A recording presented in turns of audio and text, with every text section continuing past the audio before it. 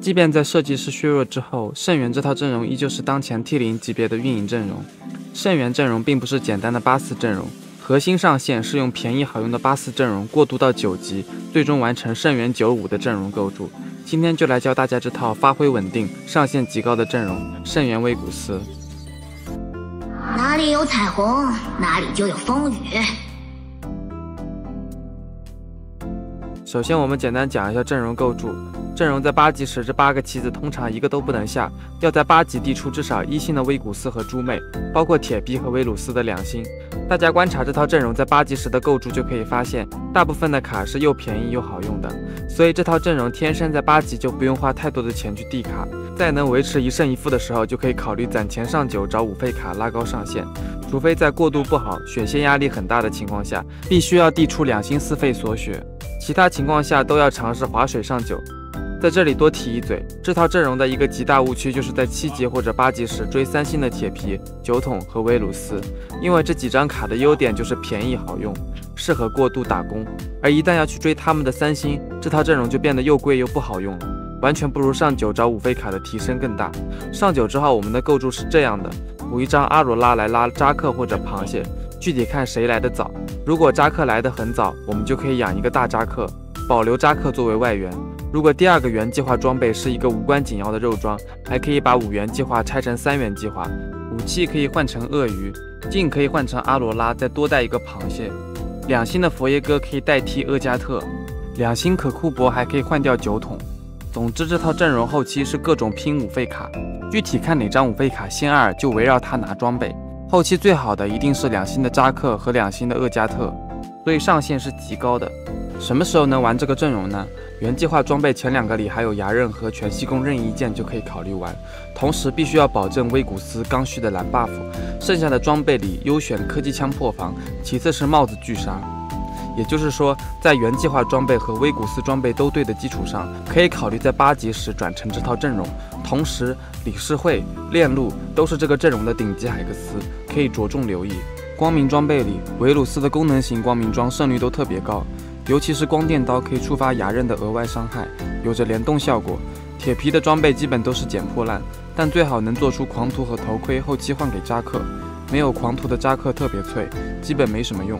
接下来我们分享2场实战对局。第一把对局是以运营为主的普通局，而第2把则是上9转换成圣元95的上限局。这把开局我们有3元、2星豹女和电刀，是能够进行一个不错的过渡的。我们优先刷掉有用之材，这里安慰剂和辅助挖矿都可以选，具体看你想打的节奏紧一点还是慢一点。不过因为我们这里有能够连胜的质量，所以我们选一下战争财宝。银色的战争财宝是很超模的，因为同样是银色，外面的质量不是特别夸张。银色财宝很有概率打出一个不错的小连胜来补充自己的经济和质量。圣元阵容里的电刀优先级并不是特别的高，核心原因是因为威古斯这个英雄太缺少蓝 buff 了，是一定要给他做出蓝 buff 才有一个合格的质量的，所以有时候把电刀做出来就做不出蓝 buff 了，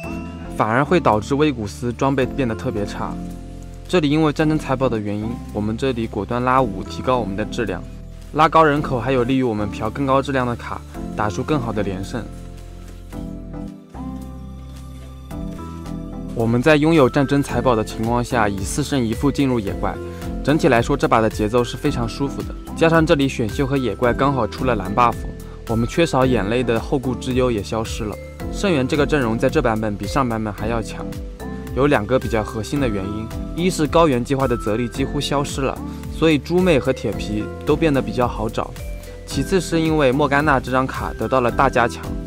在之前如果你前期就合成了蓝 buff 的话，是很难找一张合适的卡进行过渡的。但在现在这个版本，只要是你给威古斯做的装备，都能先给莫甘娜进行打工，这样的话前期就会有一个不错的胜负关系，也不会掉太多的血。3-2的这个海克斯通常要根据当前的节奏来，例如我们现在是一个要打连胜的节奏，所以尽量选一个能够提升即时战力的海克斯。这个时候百宝袋和法力流都是不错的选择，我们选择留下百宝袋进行保底，出了一个非常不错的青龙刀。在这样的情况下，我们就有更多的可能性打出连胜，同时保下更多的血量，为我们的4阶段留下操作空间。圣元这个阵容虽然特别强，但其实同行没有那么多，主要是因为他比较刚需原计划的装备和威古斯的装备。但是这把外面足足有2家同行和1家潜在的同行，所以我们在4-1就要赶紧抽卡。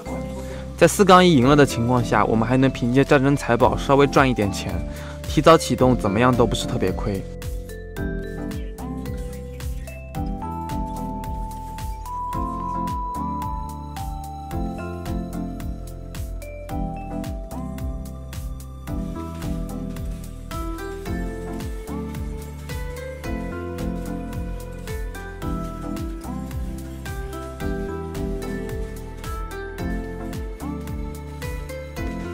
最后一个海格斯最好带一点经济，因为我们这里抽的其实比较一般，铁皮和维鲁斯的2星都没有抽出来。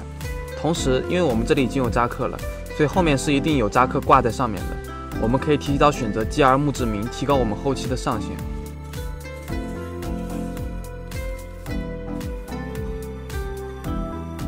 这里整体的质量实在太差了，前排4个棋子全部都是1星，加上铁皮的装备里没什么抗性。前排特别脆，所以这里是留不了钱的，该把钱花光就把钱全部花光。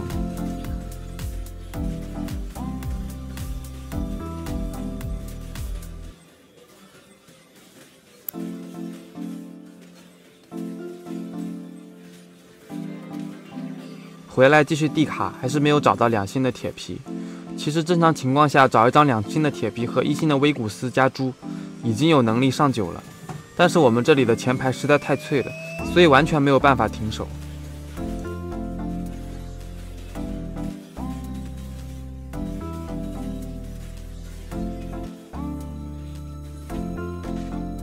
回来在战争财宝的箱子里找到了2星的铁皮，本来这个时候想停手，看能不能直接上9了，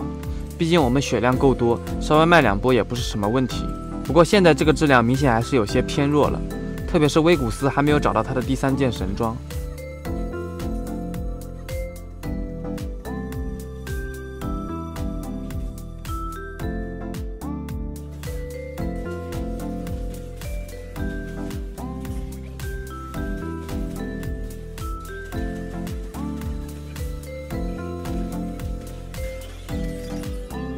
我们观察场外的同行之后发现，其他人手里的威古斯其实并不是特别多。所以选择把钱花光找2星的威古斯，最后让我们幸运的递了出来。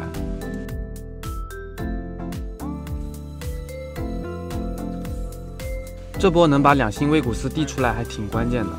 如果这里没有2星威古斯的话，我们还打不过这家同行。这里再掉一波血的话，容错就绝对不够我们上9了。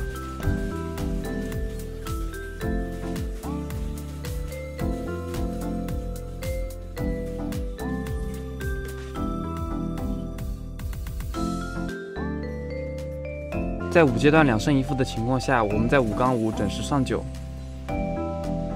这个时候，因为我们的前排还是太脆了，所以选择上一个佛耶哥来，既能增加前排的坦度，又能通过攻城羁绊减对方的伤害。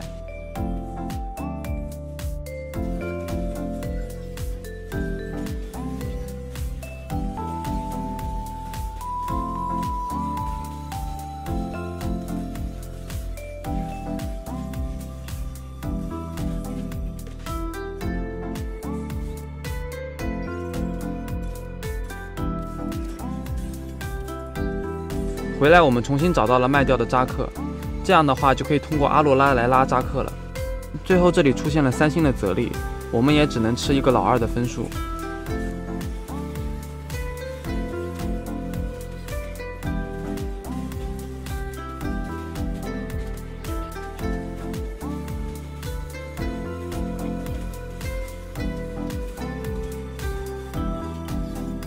我们来到第2把河蟹局。这把因为是寄居蟹的城邦，大家的钱特别多，都有足够的质量和上限。在这种局里，我们一定要考虑到我们最后要转成一个95，才能最后打败其他的怪物，有吃鸡的实力。这里我们率先递出了2星的威古斯，但这里停手是绝对不够的，因为维鲁斯其实能打出跟威古斯近似的伤害，所以维鲁斯是一定要递出2星的。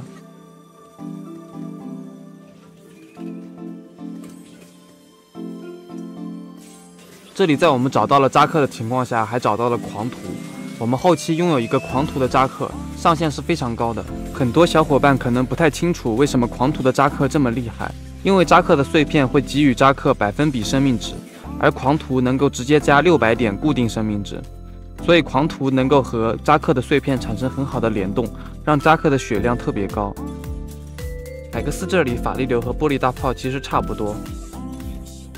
我们在地出2星维鲁斯之后，继续地排，尝试能否找出2星的猪妹。不过这里忘记把扎克上去了，好几下都没有地出扎克的碎片，还挺亏的。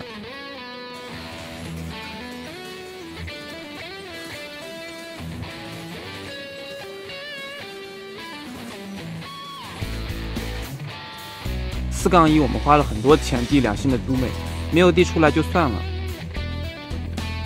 毕竟这个猪妹吃了一个巨大伙伴，基本上能够稳定放出一个大招来。猪妹这个英雄能够稳定放出一个大招已经是合格了。我们的维鲁斯和威古斯都是神装，所以这里战力是很强的。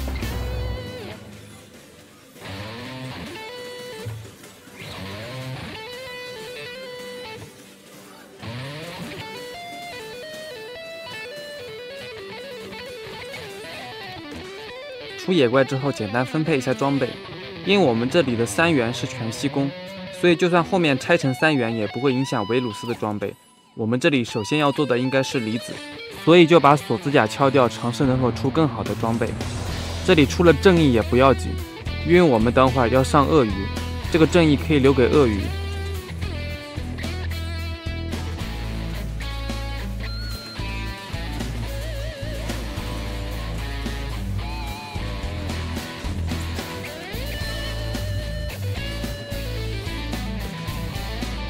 5-2，我们上去地排，找到了2星的鳄鱼，就把5元给拆了下来。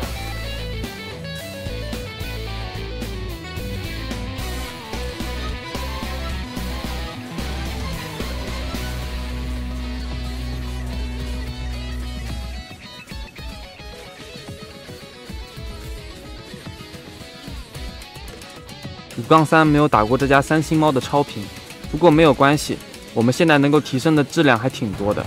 特别是扎克在叠满之后，我们还能把铁皮的装备给换过去。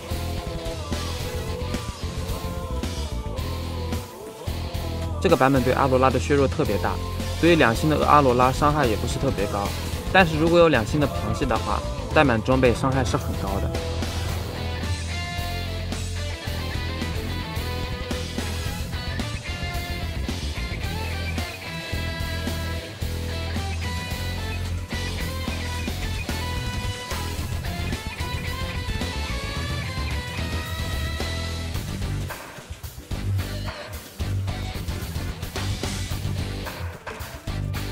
出野怪我们补充厄加特的装备，这样我们的质量就很饱满。扎克的层数差不多也够了，可以考虑把铁皮的装备直接换给他。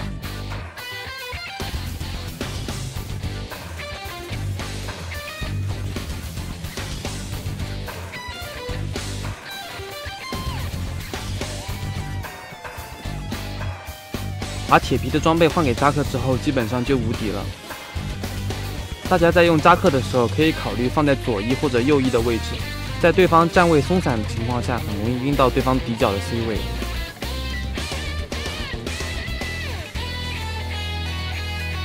在6-3更是打赢了这家大成的机甲95，这版本的机甲95是最强的95阵容。对方之所以打不过我们，核心的一个原因是对方的扎克居然不带狂徒，对方带机甲短的扎克甚至都没有放出几个大招来，就先后被我们集火秒掉了。